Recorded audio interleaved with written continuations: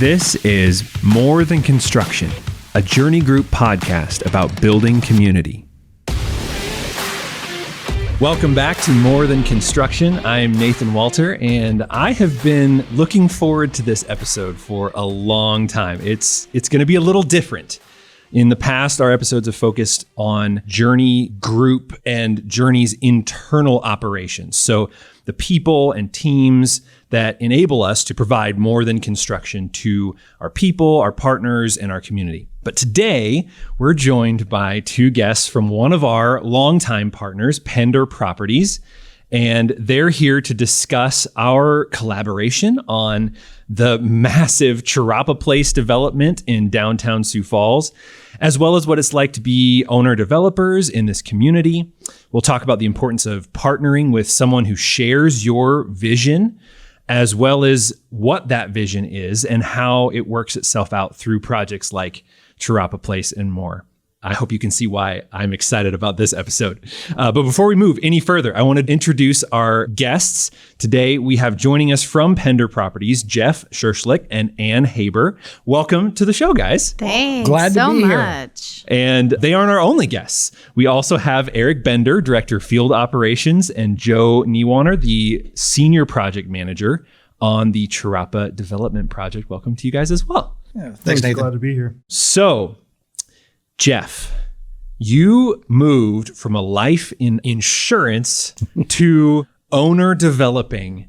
What caused that move, and why does owner developing bring you such joy now?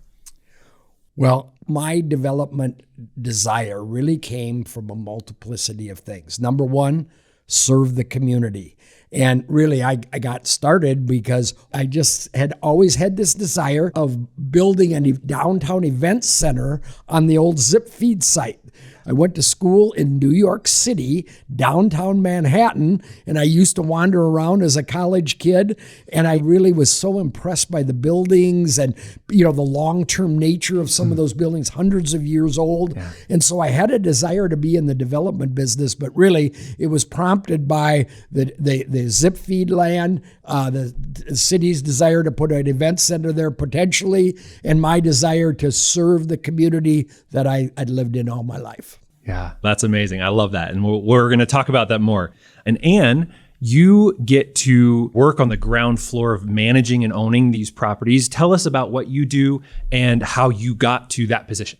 Sure. So I've just kind of been riding his coattails. I was at the insurance business as well, which was also, it's very exciting. Yeah. And then we kind of transitioned into owning the Carpenter building. Yeah. So he's like, here, why don't you figure this out? Yeah. And so we went in and kind of renovated it and owned it. And it was a wonderful project. And then along came Rail Yard Flats, and obviously this was after the Cherapa project, so I forgot that I did work on the Cherapa project with you too. But that was also at the same time when we were in the insurance game, so we were kind of doing it on the side. Yeah. And it was really fun. Then Carpenter, then Rail Yard, and then this just seems very natural because we've been staring at this land for a really long time, knowing that hopefully someday it would happen. Yeah. It happened really quickly. It all kind of came together so quickly really during that COVID that I think it just shocked everybody, which probably was a good thing because we didn't have a whole lot of time to think about it. We're like, all right, I guess we're doing it. It just kind of rolled into this and we're like, all right, now we're building 4 new buildings. It's great. Yeah, that is fantastic. Yes. Oh, I love it. And Eric, you're the Director of Field Operations and stationed at the Cherapa site. So you get to watch these 4 buildings appear out of nowhere, just out your window. Tell us what that's like. Well, I tell you what, it's a lot of fun to be able to work with an owner that has that vision, but also that you can enjoy working beside. Yeah. Pendar Properties, Jeff and Ann, they make it fun. Yeah. And just seeing it going up and being a part of downtown doing that has just been a lot of fun. There's a lot of challenges, a lot of different things that you deal with working downtown that you wouldn't necessarily deal with if you're working out on some bare ground outside on the suburbs of Sioux Falls, for sure, or on other parcels of land. But when you're building 4 buildings within about a city block, there's going to be challenges, right? And what's great is that when these challenges come up, you plan the best you can, but being able to work through them and having an owner that's being able to jump and kind of adjust on the fly, it's been a lot of fun. Yeah. Awesome. And Joe, you are the Senior Project Manager. So again, you also have boots on the ground with this project. Tell us what that's like.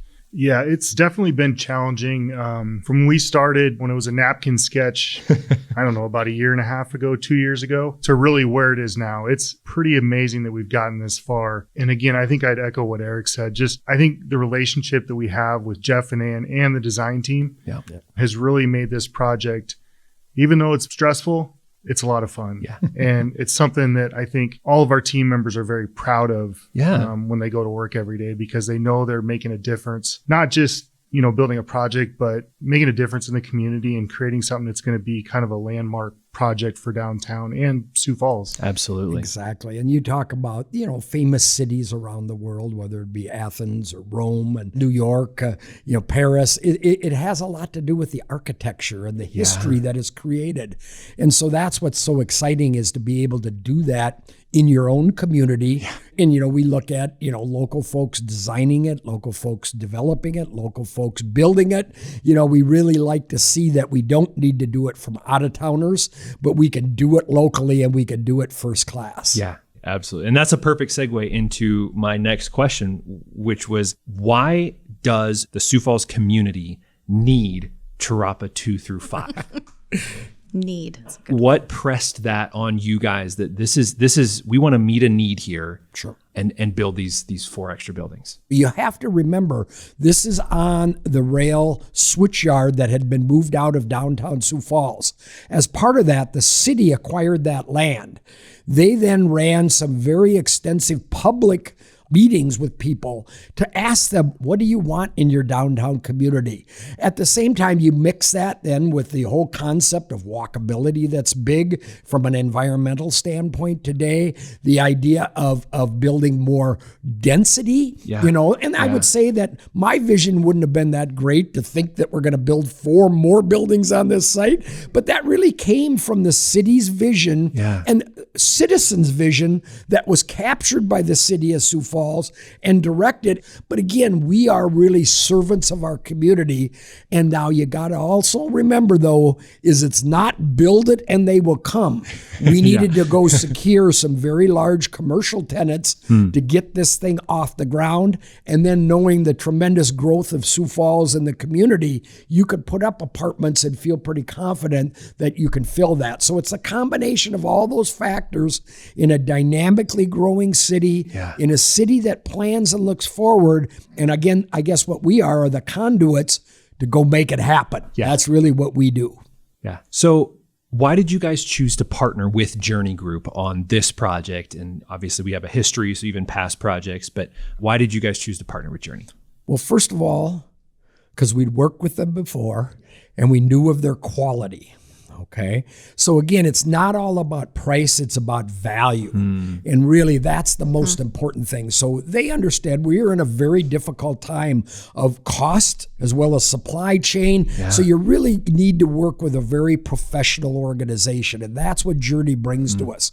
The professionalism, the local aspect of it. Coming out of the insurance business, safety was a real major concern to me, and Journey has always had a very big focus on safety as well. So you start to combine all that, and again, when you're talking about building 4 buildings at once, there's not too many companies that have that capability to balance and manage all that at one time. So it's really been the perfect marriage, and I mean, we had that in our other experiences with Rail Yard, Cherapa, but obviously this one's just a little bigger. For sure. Absolutely. And you're in a densely populated, dense site downtown. I mean, there's just so many challenges. And on top of Quartzsite, let's not forget about the blast piece and all of this. That's what took a long time. People forget. Oh, absolutely. That was a really big piece. That was a big stage of the process, was just blowing up. What happens underground is equally as important. Yeah, definitely. We went from the big boom to a whole bunch of little booms, but boy, they added up. Yeah, that is for sure. So what's the most rewarding part about developing in your own community? I think that in Sioux Falls, there is an opportunity to make a difference. Because we are at this point in our city where people want what other big cities have and what other growing communities have. We just don't have it yet. But how exciting is it that we have the ability that we can actually make that happen. We have the vision, we have the ability, we have the team, we have so much going on for us that, okay, Sioux Falls can have this. Yeah. We are growing up. Yeah. People really do want that. So to be able to be the one to bring that and to be part of the team that brings that, I think is the biggest reward. You know, the quality that the Journey folks are bringing to the project, what we're committed to, also attracted the Bank Corps. And if you've just not read recently, the Bank Corps has moved their national charter, bank charter, to the state of South Dakota. Wow. Means multi-million dollars worth of tax dollars to the state. But more importantly, we're going to have people coming in from Chime, PayPal, MasterCard, Visa, these big corporate leaders. And I can't wait till they come to this development. They go into this dynamic Bank Corps space and they go, wow. Yeah. Where am I? I thought I was going to that stagecoach stop. And here I am in one of the most modern, dynamic developments in all of the Midwest. Absolutely. That's what I can't wait to see.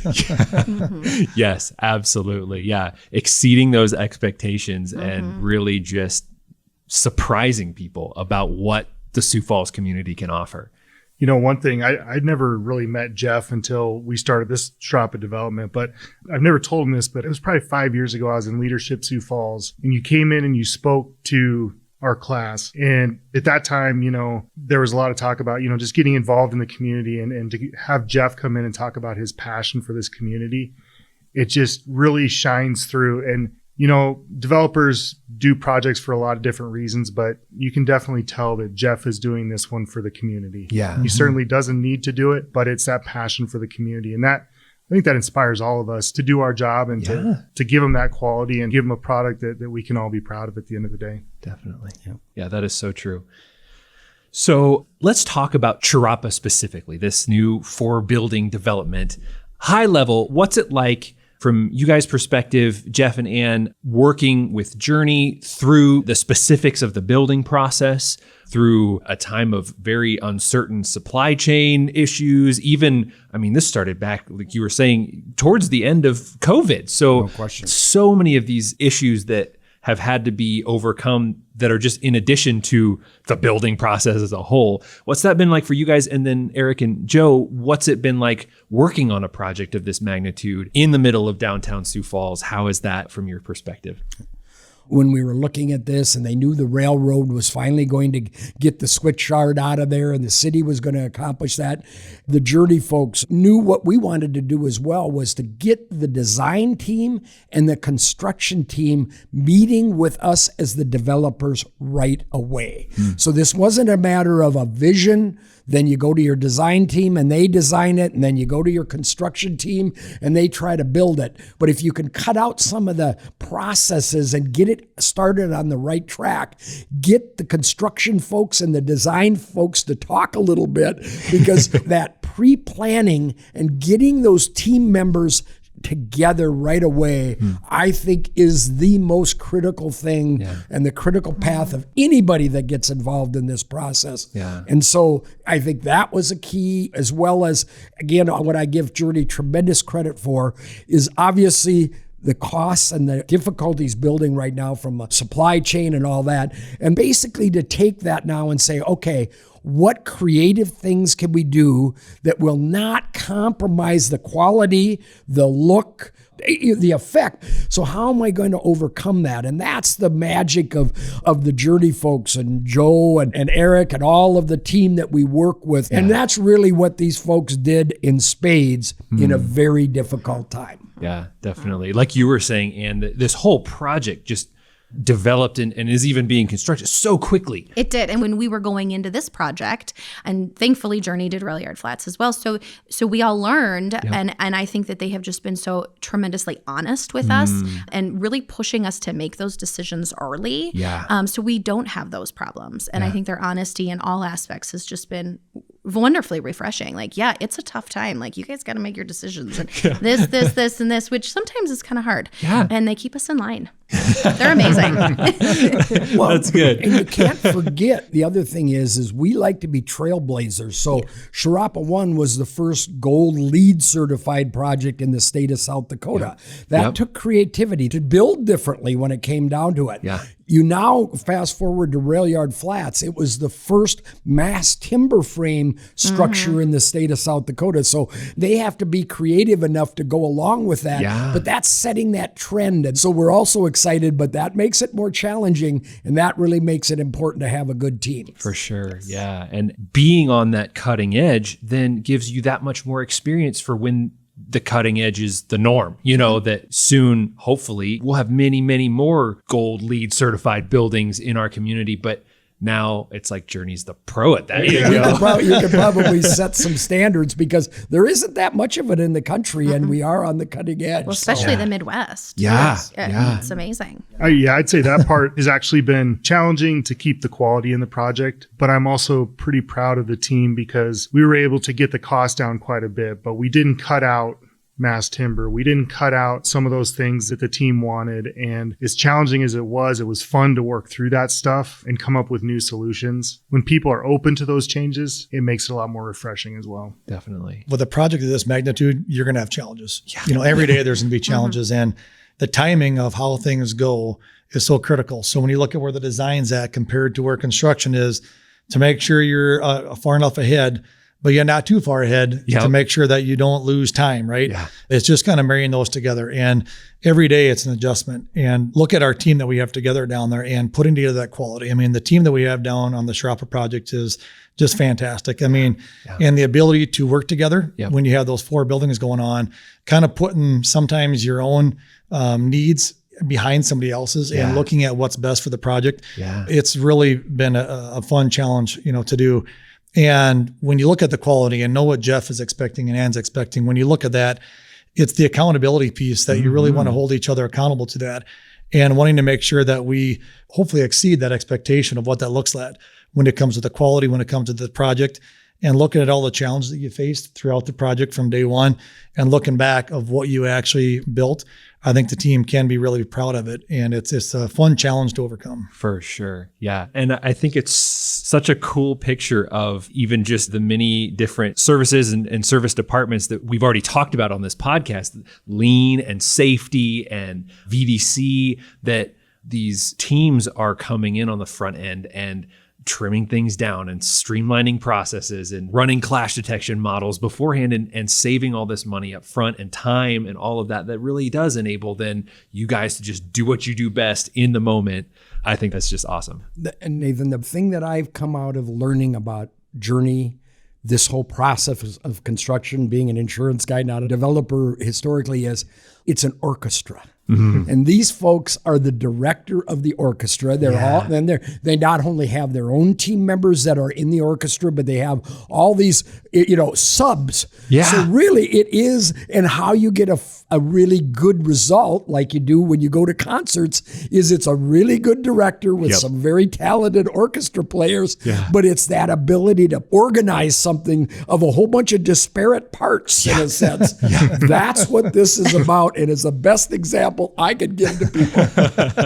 Yeah, you're exactly right. I love that. Well, we're running out of time. I want to hit one more item for discussion because in the Cherapa 1 lobby, I saw this quote that you guys have written there, something along the lines of, we don't build buildings, we build community. Yeah, we're not into building buildings, we're into building communities. He said that by accident once. And I was like, that's it. That is gold. That's it. Yes. And that just so aligns with Journey's mission of, it's almost verbatim, positively impacting lives by building community. And that's our mission as a company. That's the point of this podcast, is highlighting those opportunities where we are providing more than just construction services, but really these community building aspects, whether it's within our company, with our own people, with our partners, and building those relationships, or the community that we live in and we serve. I think that's just such a cool pairing. But I want you guys to elaborate on what that means to you guys. And then also from Eric and Joe, your perspective, bringing that same mission to this project.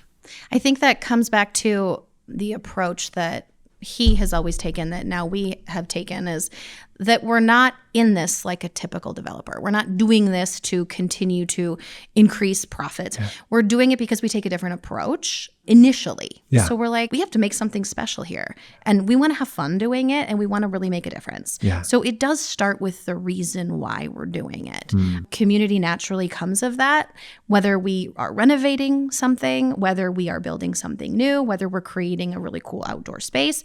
I think top of mind comes is to how do we create that feel? How do we create this community and make it feel like what we want it to feel? Yeah. And I think that's where it comes from. And it was a wonderful quote that was just said in discussion. And I think that's usually where the good stuff comes from. Exactly. Well, right. And that means that you really live and breathe that. I mean, for it to not come out of like a brainstorming session for PR or whatever, but that's the way you operate, that's the kind of language that you use day to day.